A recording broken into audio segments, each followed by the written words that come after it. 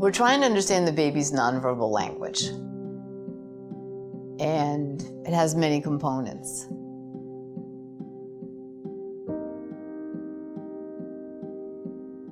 Emotion, which could either be facial expression, facial emotion, or vocal motion. We also study orientation. Perhaps the most central one is attention, and certainly is where you start when you're looking and playing with a baby, is the baby attending.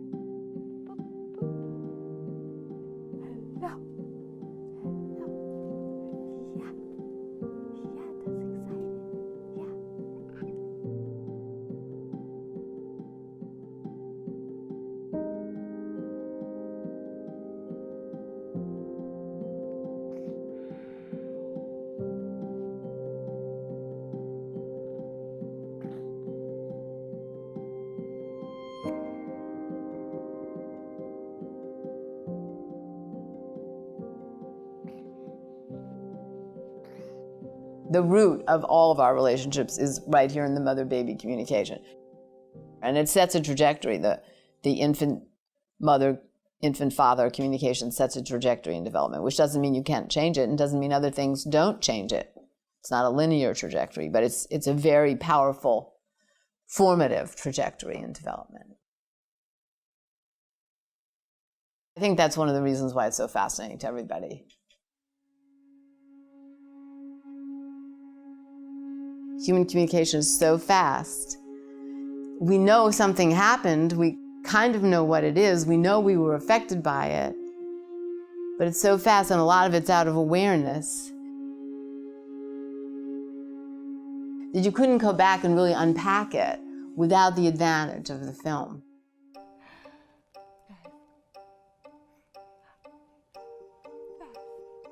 Microanalysis, for me, started as a way of analyzing communication. And it was a way of timing the onset and the offset of every single little behavior of each person, with the ultimate goal to see how does one person's stream of behaviors affect the other one's, and vice versa. Beatrice's research makes explicit something that's really intuitive to all of us. It's something we know anyway, I think, actually, that people react to each other, and it shows, and it's important. And I think that that's something we probably all feel is true in any relationship.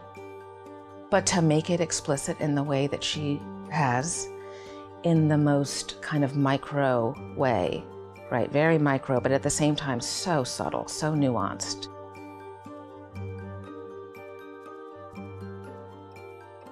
I think can help us all pay attention to how we impact each other. That's kind of a very simple idea. It's a very simple idea. But you can feel how important that is for parents having children, for analysts treating patients, and for people treating each other.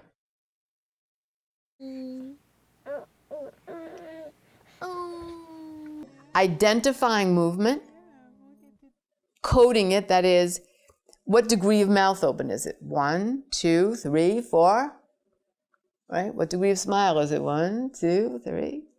You know, what degree of head orientation away is it? Here, here, here, here, here. So what's the type of movement and the timing of the movement?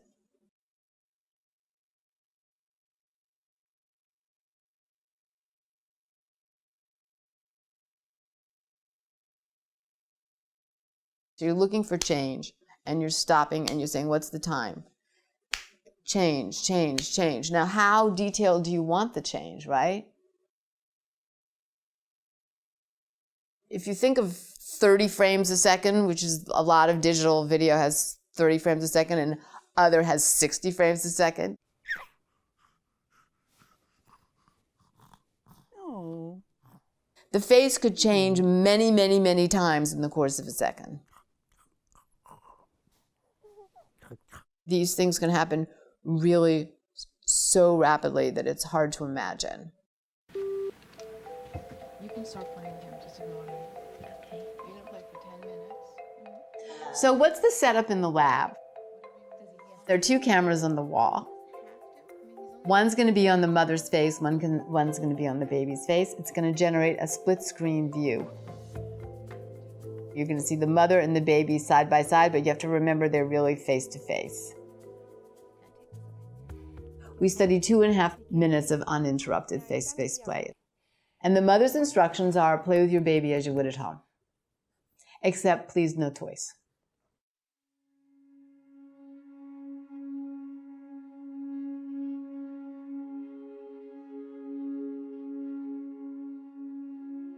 We all have different reactions when our partner looks away.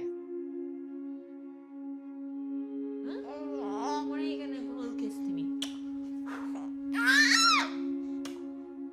It's more fun for the mother if the baby's looking and responding and playing. Bless you.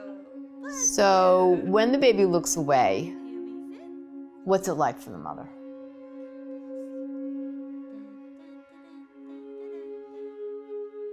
And it really depends on her own history and her own security and her own parenting. And all of this will be out of awareness.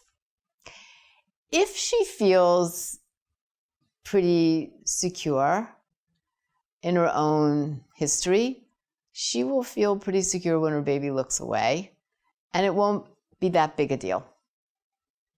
And she'll know her baby will come back. So the idea here is first to look at you and the baby, and for you to tell me what you think you feel and what you think the baby feels. And how's the baby affecting you and how are you affecting the baby? Then we'll look at me and the baby, and I'll tell you what I think I feel, what I think the baby feels, how I'm affecting the baby. What we know from Beatrice's work is that the 4-month data predicts 1-year attachment. And the 4-month data, when she analyzes it across all modalities, facial affect, vocal affect, head orientation, gaze, self-touch, maternal touch, across all of these modalities in which she can code the 2.5 minutes at 4 months, this will predict attachment at 1 year. Most mothers, in most research, mothers look 85 to 95 or 97% of the time. So the mother is kind of the constantly looking partner. And the baby is the one that makes and breaks the contact. The baby's looking away is a very important method of the baby's arousal regulation. Gaze is very arousing. Just before the baby looks away, his heart rate has gone up. And as soon as he looks away, his heart rate comes right back down to baseline. So looking away is something that the baby needs to do and has an important utility in the baby's own ability to function socially. You want my hands gone? Oh.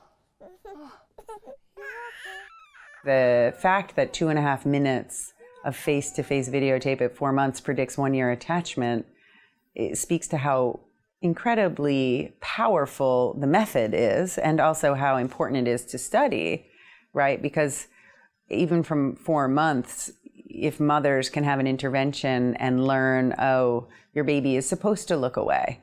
You don't have to be upset when your baby looks away, that can be a really powerful piece of information for a mother to have. What's he feeling?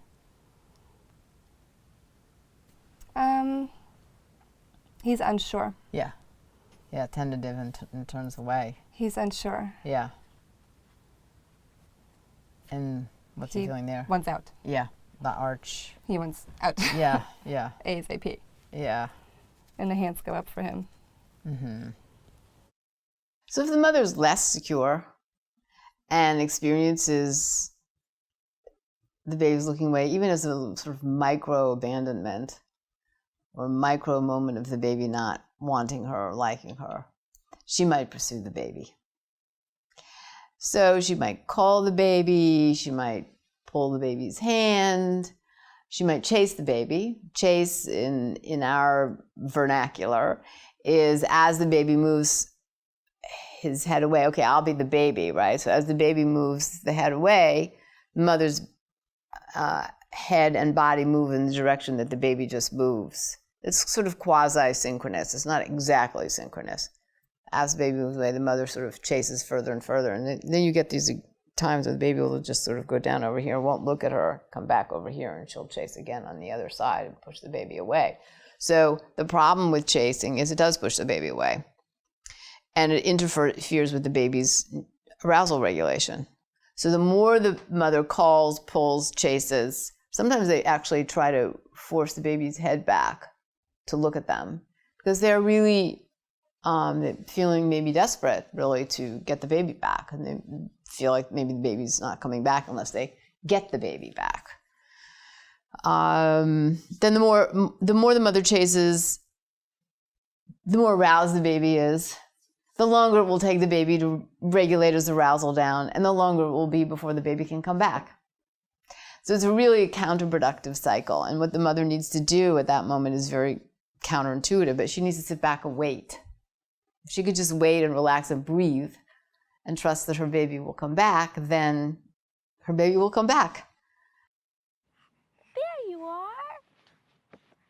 Yes. There you are.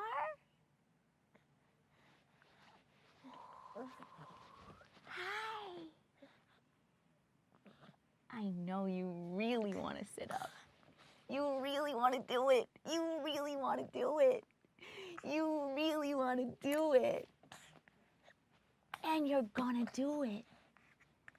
I know. Hooray for Noah. Hooray for Noah.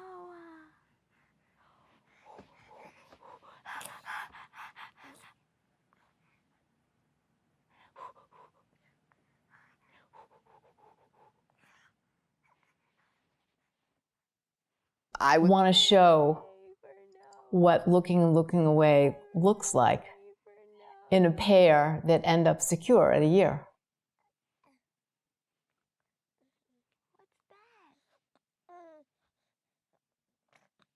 This is one really just fantastic moment, ebullient moment. And here's another moment where you can just see how lovely they are, how connected, how well connected they are. But now I'm going to show you a section where they have, they struggle a little. And what you're going to see is moments of the mother looming into the baby's face. Now, what's a loom? A loom is a word that we use to describe when a mother moves from upright to forward to loom right into the baby's face. You're going to see from this frame to the next, the mother looms in from here to here. And watch the baby's feet splay out as she moves in from her frame.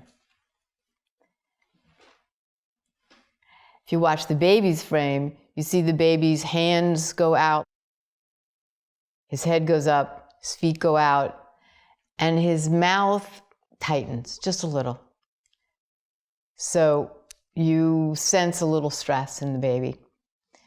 Then here, the mother gives the baby a beautiful smile with her eyebrows up.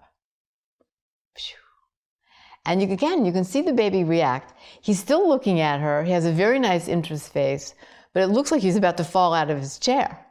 He's like sort of maybe over-aroused. Everything is sort of a little bit destabilized like that. And then he looks away. He closes his eyes. He moves his head back to the vis-a-vis, but he closes his eyes, see that? He puts his hands up, sort of like a protective gesture. And the mom at that moment just closes her mouth, maybe just sort of sensing the baby's need to regulate down. And then the baby really regulates down, puts his head down, puts that gesture up, and is really sort of cuts off, which is like a real, let me calm down. She's gradually, at each little moment that the baby down regulates, she's coming down a little bit off her big smile. Then the baby picks up his head a little, he hasn't looked yet, And notice how the mom is moving back a little. She's sort of intuitively sensing maybe she should move back a little. And her smile also, if you notice, came down a little. Here, the baby moves his whole body back, and the mom sobers. And then he looks at her, right here. Puts his hands down a little, and he looks. And he's back, right here. He's back. He's reconnected visually. And the mom actually waits. This is a very interesting moment here. Do you see how she doesn't move at all? That's quite wonderful, really, because she's waiting to see what happens, and she just gives the baby a little space right there.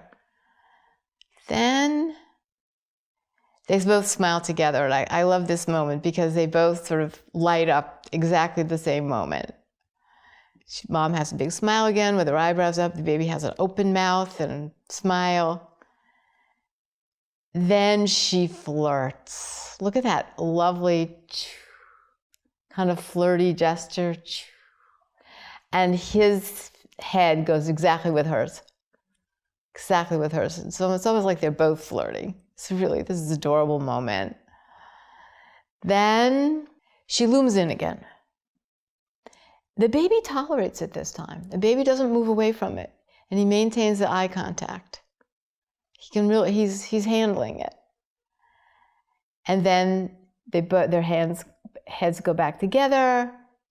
They smile together, and they're back. And that's the repair. What's really very special here is how she flirts with him. And he sort of flirts back, and that begins the repair. So they have this flirty moment where she's like this, and he's turning just sort of to match her. And then he gradually comes back and regains his animation, and then goes up into this really beautiful smile which they get together, and they do it exactly at the same moment. So it's a really nice example of a kind of a little bit of a mismatched moment that the two of them together repair, right? Because it's not just the mother who makes the repair. The baby had to sort of receive the flirting moment and then gradually come back up to her, which he did.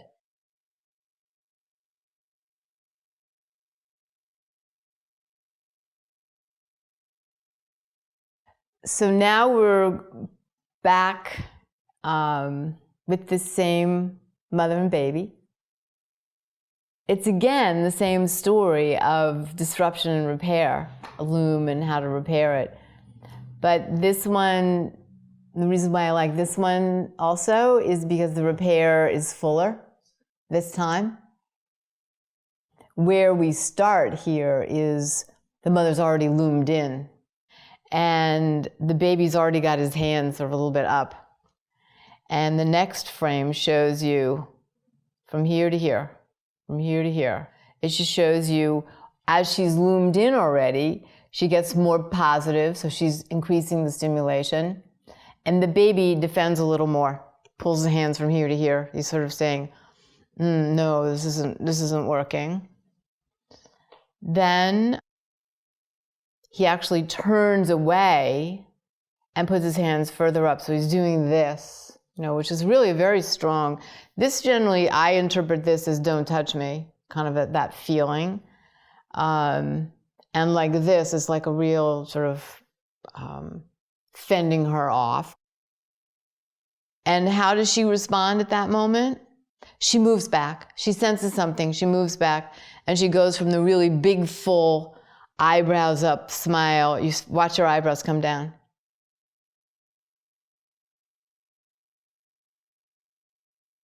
Then he peeks out. He's over here, and he goes, doop, like that, peeks out. And meanwhile, she's moving back. And again, the eyebrows are coming down a little. So through those little movements, the baby senses that she senses his state. That's how he gets it. He senses her adjusting down. Even though the adjustments are tiny, he senses that. he peeks out more, raises his arms to look more, and she's still moving back. She's moving back even more, and her face is fading down more toward toward interest from the high positive, which is more stimulating. So her own arousal in her face is coming down, dampening down. Now he orients back to her, but he's still defending, still got those arms up there like, I'm not so sure. And there you really see the full tension in the mouth that the baby's not happy yet. And if you watch the mom's adjustment there, she's moving back still, and she's sobering a little. So she continues gradually to adjust to his having trouble. And then he puts his arms down, but he looks to the side. He's not actually looking at her. And she's still moving back. She's still intuiting that the baby needs more space. Then the baby looks. See how he shifts his gaze there? See them? It's subtle. He's really shifting his gaze from here to here. You have to watch the eyes. She comes in. As he looks back at her, she comes in. It's like she uses that as the permission, the cue to say, oh, we're back, we're coming back. And then he shows her that he's happy, but it's interesting. He has a nice smile and he's excited, but he's still got this thing out here, which is kind of a mixed message, right? I'm really happy, but I've still got this thing. And so you see, she also senses something, because she doesn't give the big smile. She gives just like a, ooh. So she also sees it is not the full repair, not the full smile. He's not fully back. So going from this frame to the next is kind of interesting, because the baby downregulates. He looks down, actually. He moves his arms down, but he looks down. The mom smiles. I don't know if she was ready for this. So she says a little bit of a downregulation. And then he looks back at her, and he doesn't have a full smile. He has a hint of a smile, but you can see from his arms and his legs, he's excited. So there's a real sort of excitement moment. And she lights up. Then this part is really fun, because they sort of they play expressions and they sort of match each other's expressions. How do they do that, right? So they both open their mouths together. See that? Both open their mouths together. Then they both close their mouths together. They're really matching expressions. They're sort of playing with their faces. And then they both have a moderate smile. So again, they're in a very similar state with each other. And the baby's arms coming up, so you feel like he's getting better. He's feeling better. He's coming back.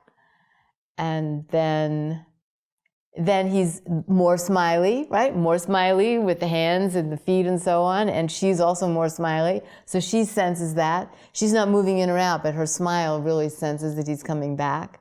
And it's a really cute smile in the baby.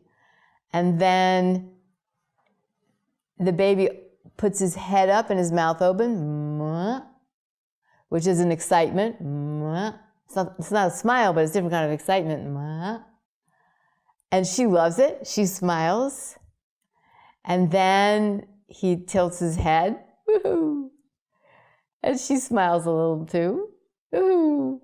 And then he re-regulates down. Again, you wouldn't necessarily expect it, but on the other hand, since he's been struggling for a while, you understand it. He regulates down. He comes down a little. And she senses that. She notices it by the fact that she changes her expression. She moves in just a little as he regulates down. And then he says, woo, right? He goes, woo. He throws his arms out, throws his legs out, and says, this is great. And then comes back a little from that. his arousal comes down a little. He pulls his arms and his legs back in. His mouth closes a little. And the mom has a little bit of surprise on her face, but she's playing. She loves it. So he's down regulates. And then he says, wow, wow, I love it. This is great.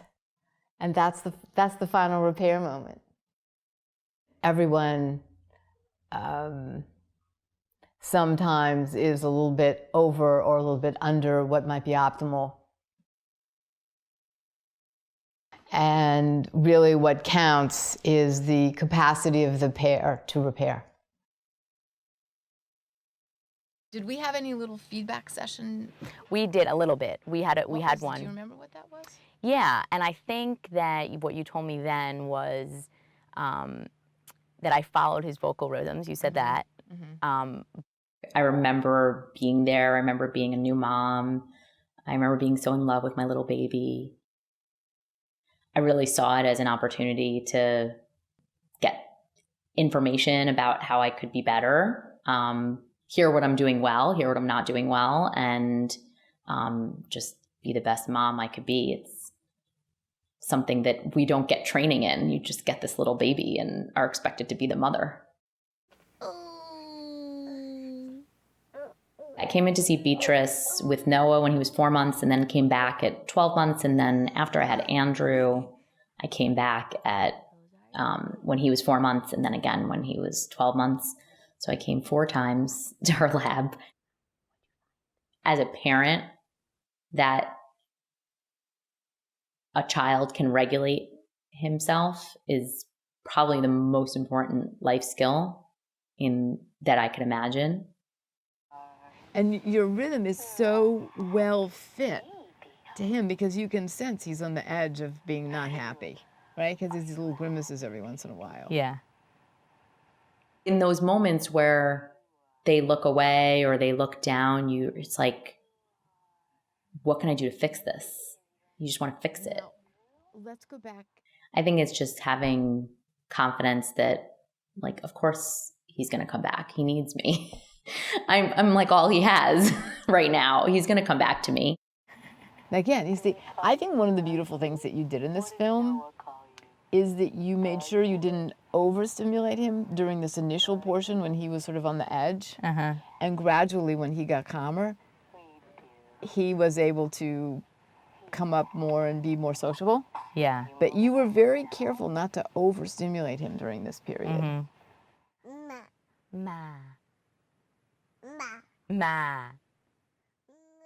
I feel like with me, Beatrice gave me permission to allow my son to show an emotion other than happiness. If he has a moment where he's sad, that's normal. Aren't you sad sometimes? Is it normal for him to be happy all the time? It's not your job to entertain him. It's your job to hear him so that he knows there's someone who's listening. So this is your second visit with your second child, Right. Andrew. Right. And he's 16 months. Yep. Yeah. And it's been almost 4 years since I came with Noah. Wow. Yeah. 4 years. I hear Beatrice in my mind saying, it's okay. Be there with him. Join him where he is and give him permission to be sad and let him know you understand that he's sad and that his feelings are real and that it's okay.